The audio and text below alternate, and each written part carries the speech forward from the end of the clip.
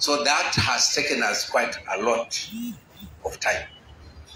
And as you know, to craft policies and legal frameworks, it takes a long time. You can even look at our parliament and the Senate. It takes one legal framework to go through. It takes a long time. So we have been grappling with various initiatives to put legal frameworks in place. I want to report that right now, we have now put in place all the legal frameworks and policies that are required to run a government. But it's taken us a long time. For one reason, there was lack of human capacity to put these legal frameworks in place. So we have had to do it the hard way. I turned myself into a technical person. My chief officers here turned themselves into technical people to be able to craft most of those policies. So it's been a long journey, but I'm happy to report that we have done most of those requirements.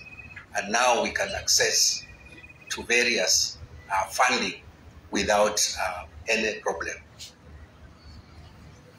Hiyo ndio ilikuwa a big problem. Ya pili,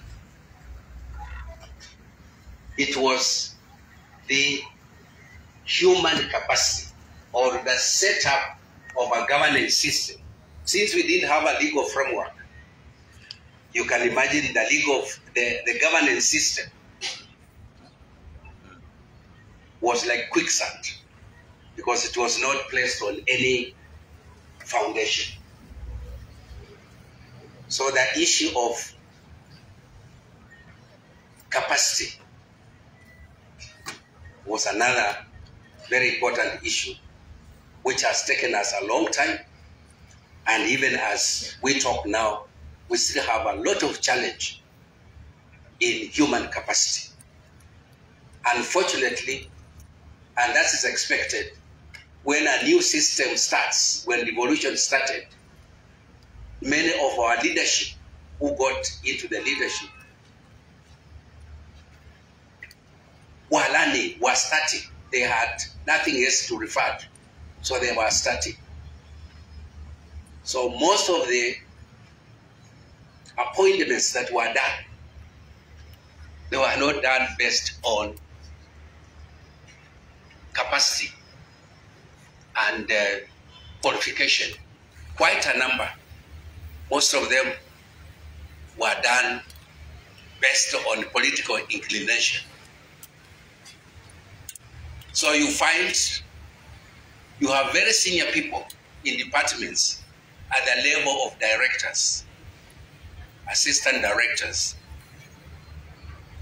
but they do not have the requisite qualifications, and therefore they cannot perform. So that has remained as a major problem, and as we talk now, we still have that challenge. Unfortunately, some of those positions were filled on permanent and pension conditions. So it becomes extremely difficult to remove that individual in that position. The only option left for you is to transfer that person to another position, to another sector or another area, but still will hold that position because you cannot demote that person as per the regulations that are there governing the human resource management. So that has been a big challenge and still remains a challenge. So put yourself in a situation where you have very senior people, and you know in government, most of you, even at the level you are, most of the people who perform, who do the actual, the hands-on, are the directors and below, are the ones who actually run the system. The chief of SAS will do the policy. The CECs are purely policy. So when you have a system, a core system that is supposed to implement, but it doesn't have the capacity, that becomes a huge challenge.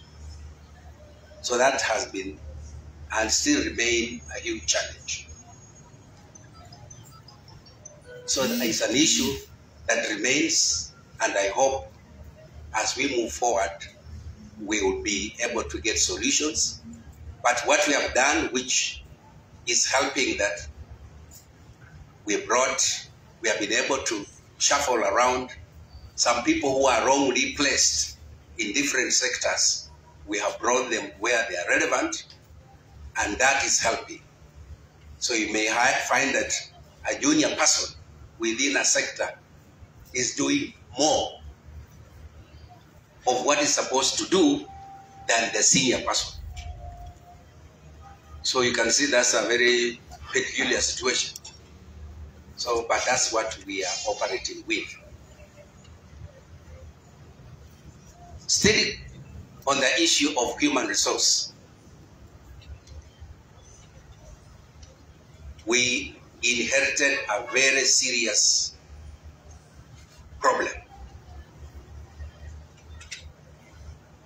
And that problem is that we had and we still have